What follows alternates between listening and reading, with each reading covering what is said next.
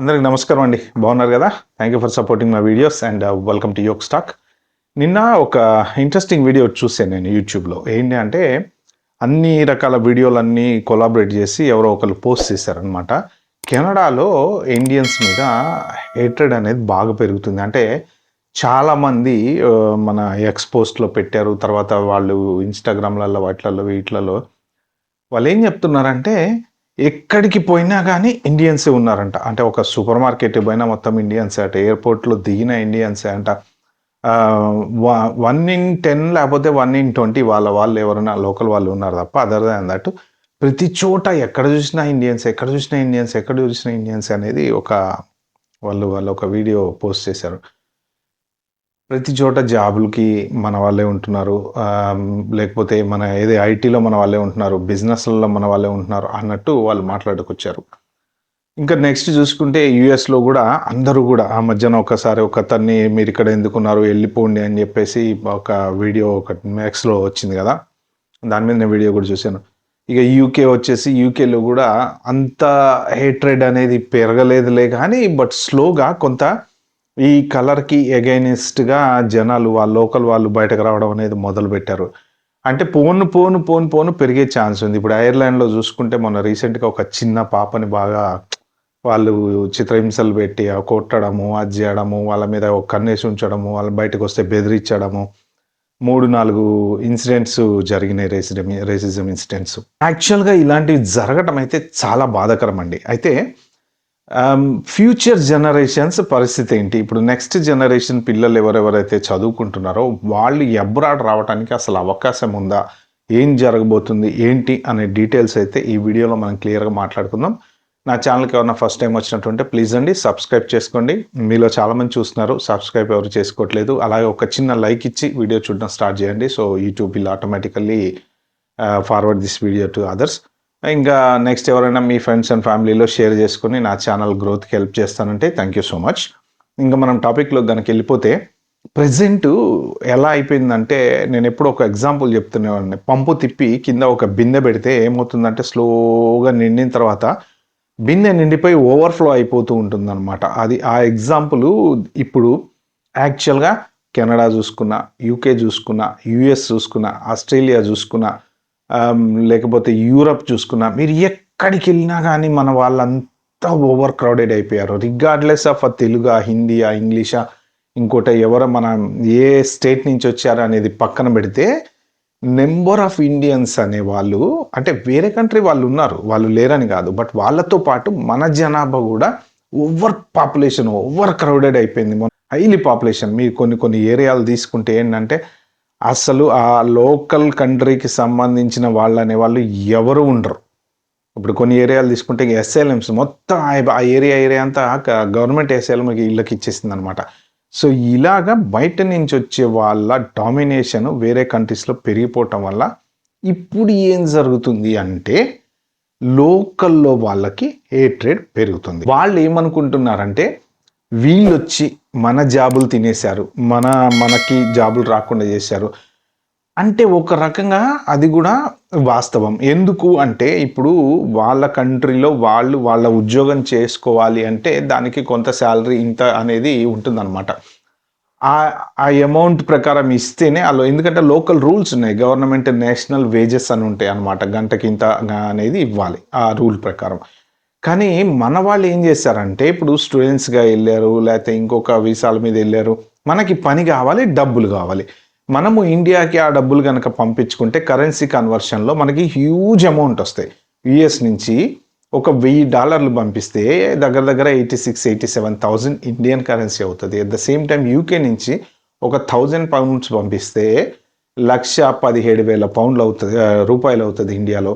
So Canada నుంచి కూడా vice versa ఎంతో కొంత. అలాగే ఇప్పుడు ఈవెన్ దుబాయ్ నుంచి పంపించినా కూడా దగ్గర 1,000 దిరమ్స్ పంపిస్తే 25,000 దాకా వస్తుంది. సింగపూర్ అయితే ఒకప్పుడు 20-25 ఉండే డాలర్, ఇవాళ రోజున 70కి వెళ్ళిపోయింది, 70-80. ఈవెన్ సింగపూర్ నుంచి పంపించినా కనీసం 70,000 అవుతాయి. అలాగా కరెన్సీ మనకి చాలా అడ్వాంటేజ్. దాంతో మనం ఏం చేస్తున్నాము, మన వాళ్ళు ఎవరైనా ఏం చేస్తున్నారు అంటే వాడు లోకలోడు నేషనల్ మినిమం వేజెస్ రూల్ ప్రకారం $10 తీసుకునే చోట మనకు 5 ఇచ్చిన వర్తేగా. 5 ఇచ్చినా అప్పుడు ఒక 8 గంటలు పనిచేసాము, $40 వచ్చినాయి ఫర్ ఎగ్జాంపుల్. మనకి ఖర్చేముంది, ఇంట్లో వండుకుంటాం, ఇంట్లో తింటాం. ఇప్పుడు కొంతమంది బ్యాచిలర్స్ ఉండి డబ్బులు సేవ్ చేసుకోవాలనుకునే వాళ్ళు ఖర్చు పెట్టరు. వద్దంతా కష్టపడతారు, ఇంటికొస్తారు, ఇంట్లో ఇంత అన్నం వండుకుంటారు, ఏదో కూర చేసుకుంటారు, తింటారు, లేదంటే పచ్చడేసుకొని తింటారు. ఆడకి $40 ట్రాన్స్‌పోర్ట్ ఏదైతే ఉంటదో అది పోను. ఈవెన్ ఒక $10 ఎక్స్‌పెన్సెస్ తీసేయండి మీరు. పోనీ మధ్యలో చాయ్ తాగాం, కాఫీ తాగాం, కూల్ డ్రింక్ తాగాం అనుకున్న $30 ఈజ్ సేవింగ్ గదా! $30 పర్ డే సేవ్ చేసినా మీకు దగ్గర దగ్గర అరౌండ్ $200 వీక్లీ. మంత్లీ చేసుకున్న అట్‌లీస్ట్ మీరు వాడు కనీసం ₹1,00,000 ఇంటికి పంపించలేకపోయినా 50,000 పంపించగలుగుతాడు. అదే 50,000 ఆ ఏజ్‌లో ఉన్నవాడు, ఆ స్టూడెంటు, కాలేజీలో చదువుకునే కుర్రోడు ఇండియాలో సంపాదించగలుగుతాడా? సంపాదించలేడు. అందుకని ఏంటంటే చాలామంది ఫస్ట్ ఎట్లో గొట్ల అబ్రాడ్‌లో పడదాం, తర్వాత సంగతి తర్వాత అనే ఆలోచన గత ఒక 10 ఏళ్ల నుంచి జరిగింది.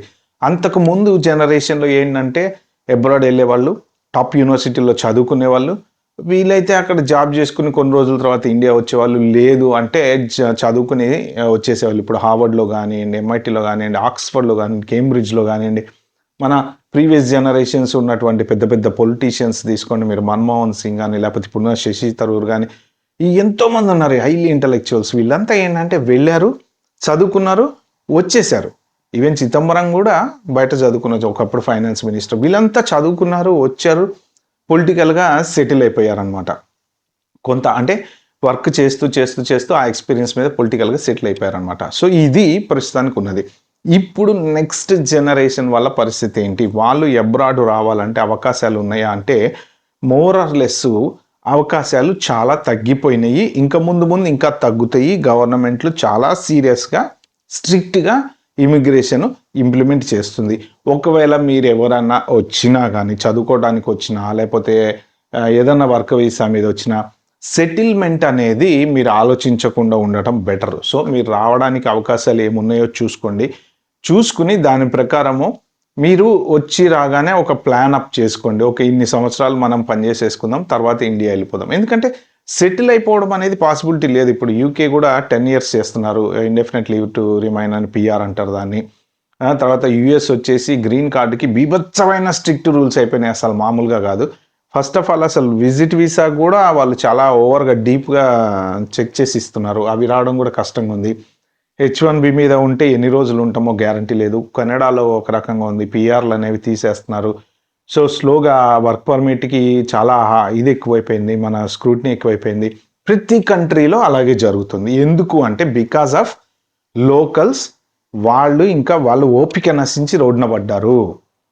ప్రతి చోట కూడా వీళ్ళని చూడంగానే వీళ్ళొచ్చి మా జాబులు తినేశారు అని అనుకుంటున్నారు తప్ప, నిజంగా ప్రాక్టికల్‌గా మాట్లాడాలంటే మన ఇండియన్స్ కంపెనీస్ ఎవ్వరు కూడా డెవలప్‌మెంట్ మీద గానీ, లేకపోతే ఇప్పుడు టాటా ఉంది, లేకపోతే బిర్లా ఉందో, లేకపోతే అదానీ, అంబానీలు ఉన్నారు. వీళ్ళంతా ఇండియాలో పెట్టుకున్నారు, ఇండియాలో కంపెనీలు చేస్తున్నారు. Fine, no problem.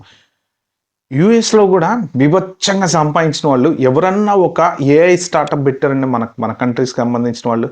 లేదు, ఎంతసేపటికి డబ్బులు బాగొస్తే సినిమాలు తీస్తారు. మళ్ళీ దాని మీద డబ్బుల మీద డబ్బులు, డబ్బుల మీద డబ్బులు. మన వాళ్ళు ఎంతసేపటికి డబ్బు సంపాదించాలి, డబ్బు సంపాదించాలి, డబ్బు సంపాదించాలి, డబ్బుని డబుల్ చేయాలి, త్రిబుల్ చేయాలి. బాగా డబ్బుంది సినిమాలది, లేదు అంటే పెట్టుబడి పెట్టు, లేదు అంటే షేర్లలో పెట్టుబడి పెట్టు, లేదంటే రియల్ ఎస్టేట్ చేసే స్థలాల ఆస్తులు కొను, మళ్ళీ పెరిగినాక మళ్ళీ అమ్ము, మళ్ళీ స్థలాల ఆస్తులు కొను, మళ్ళీ పెరిగినాక మళ్ళీ అమ్ము. తప్ప ఒక ఏఐ స్టార్టప్ క్రియేట్ చేద్దాము. మనం క్రియేట్ చేసి, మన దగ్గర ఇప్పుడు 100 కోట్లు ఉన్నాయి. 100 కోట్లతోని పెద్ద సినిమా తీసే బదులు 100 కోట్లతోని ఒక స్టార్టప్ కంపెనీ తీసి కొంతమంది ఎంప్లాయీస్‌కి జాబ్ ఇస్తే ఎన్ని వేల కుటుంబాలు బతుకుతాయండి? అంటే సినిమా తీయటం కూడా ఒక రకంగా బిజినెస్సే, కొన్ని కుటుంబాలు బతుకుతాయి. బట్ కానీ అక్కడ ఎండ్ ఆఫ్ ద డే లాభపడేది ఎవరు? ఒక లిటరలీ ఒక ఒక ఒక 500 కోట్ల సినిమా తీస్తే అండి, హీరోకే సగం డబ్బులు పోతాయి. సంపాదించుకున్న ప్రొడ్యూసర్ సంపాదించుకుంటాడు, డైరెక్టర్ సగం డబ్బులు పోతాయి. ఒక్కొక్కసారి ఈ కింద లేబర్ జనాలు ఎవరైతే ఉంటారో, లోయర్ సాలరీస్ ఉన్న వాళ్ళు గానీ, లేకపోతే వెనక బ్యాక్‌గ్రౌండ్‌లో నిలబడే వాళ్ళు గానీ, డైలీ పెయిడ్ ఆర్టిస్టులు గానీ, డబ్బులు కూడా రావు వాళ్ళకి. ఈ పైనే వెళ్ళిపోతాయి. పైన వాళ్ళే బాగుపడతారు. సో, ఈ గ్రూప్ ఆఫ్ పీపుల్ ఎవరు బాగుపడరు. చాలామంది ఒక 30-60% పీపుల్ ఎవరెవరైతే ఉంటారో వాళ్ళు లాస్ అవుతారు దాంట్లో. అలాగే ఈ కంపెనీ పెట్టుకున్నారనుకోండి, ఫర్ ఎగ్జాంపుల్ చచ్చినట్టు అందరికీ జీతాలు ఇవ్వాలి. కంపల్సరీ అందరికీ జీతాలు వస్తాయి. మనకంటూ ఒక బ్రాండ్ సింబల్, ఇండియా వాడు స్టార్టప్ కనిపెట్టాడు. అనేది ఉంటుంది. ఇప్పుడు చైనా వాళ్ళకి మనకి ఏంటంటే డిఫరెన్స్, ఒక చిన్న పవర్ అడాప్టర్ తీసుకొని చైనాలో మార్కెట్లు ఉంటాయి కొన్ని, ఆ మార్కెట్ దగ్గరికి వెళ్ళి కూర్చొని ఇది ఒక different configuration 6 volts 5 milli amps, నాకు చిన్న పిన్ తోటి నాకు ఇలాంటి అడాప్టర్ తయారు చేసి పెట్టు, నేను ఒక 1000-2000 అడాప్టర్స్ కొనుక్కుంటా అని అన్నారనుకోండి, వాడు అన్న కూర్చో అన్న జస్ట్ ఛాయ్ తాగు అంటాడు, లోపలికి వెళ్తాడు, అరగంట పావు గంట కూర్చుంటాడు, ఫట్మని తయారు చేసుకుని తీసుకొచ్చి ఇస్తాడు, ఎంబటే ఇచ్చేస్తాడు మనకి. నీకు ఎన్ని కావాలో చెప్పు అంటాడు, నాకు 1000 కావాలి, ఆర్డర్ ఇస్తాం వెళ్ళిపోతాం. అది డిఫరెన్స్. అంత టాలెంట్ హైలీ స్కిల్డ్ మనకుందా అంటే ఉంది, కానీ మనం ఎక్కడ ఉపయోగించుకుంటాం దాన్ని? ఎంతసేపటికి డబ్బు సంపాదించాలి, తప్పు చేసిన డబ్బు సంపాదించాలి, దొడ్డిదారుల పోయిన డబ్బు సంపాదించాలి, 2 జాబులు చేసి డబ్బు సంపాదించాలి. అదేంది ఫెనిమే స్కామ్, ఒక 10,000 మనం ఇస్తే 10,000 కంపెనీ ఇస్తుంది, మన 10,000 మనకు వచ్చేస్తాయి, మరి అది మోసమే కదా. అంటే ఇలాగా మన ఆలోచనలన్నీ డబ్బు చుట్టూ తిరుగుతుంటే చైనా ఎక్కడికో వెళ్ళిపోయింది. అసలు చైనాలో ఒక రైల్వే స్టేషన్ కూడా మన శంషాబాద్ ఎయిర్పోర్ట్ కన్నా టాప్ ఉంటుంది అనమాట. వాళ్ళు ఏంటంటే వాళ్ళ తెలివిని వాళ్ళే ఇన్వెస్ట్మెంట్ చేసుకుంటున్నారు, వాళ్ళ కంట్రీలు పెట్టుబడి పెడుతున్నాయి. డీప్సెక్ ఎంతండి వాళ్ళు ఖర్చు పెట్టింది ఆర్టిఫిషియల్ ఇంటెలిజెన్స్కి, ఈక్వల్ టు ChatGPT. చాలా తక్కువ ఇన్వెస్ట్మెంట్తో తయారు చేస్తారు వాళ్ళు. అలా మనం చేయలేమా? మన దగ్గర టాలెంట్ లేదా? మన ఇండియన్స్ దగ్గర లేరా? మన IITians లేరా?